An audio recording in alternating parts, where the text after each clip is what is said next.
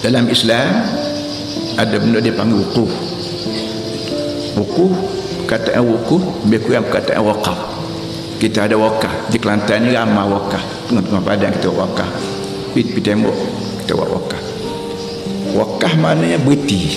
Waqafa yaqfu waqfan wa wuqufan. Wakaf makna berhenti. Duit kita, bila kita wakaf duit kita ni, duit ni berhenti. Tidak boleh rata-rata sebagaimana duit dah pakai kita learn. Duit kita pakai kita learn ni, kita pergi kedai beli berapa boleh kat orang piti kita. Orang tu beli berapa lain pula, piti kita enggak rata jalan. Tapi bila kita wakaf, maka dia berhenti ke wakaf gabung. Kalau wakaf dalam tamu masjid, berhenti sekat masjid. Tak boleh nak ambil piti tu pergi beli ikan kedai, nak beli berapa, tak boleh. Wakaf berhenti dengan Tuhan. Berhenti kat wukuf. Wakaf, waqfan wa wuqufan ala makna wahid. Kita wukuf, kita pergi congong di Arafah, di medan Arafah. Tidak mesti naik bukit.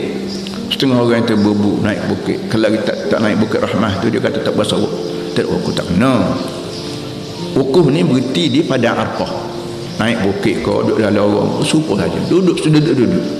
Di samping duduk, kita dikanaki memakai kain putih tak berjahit.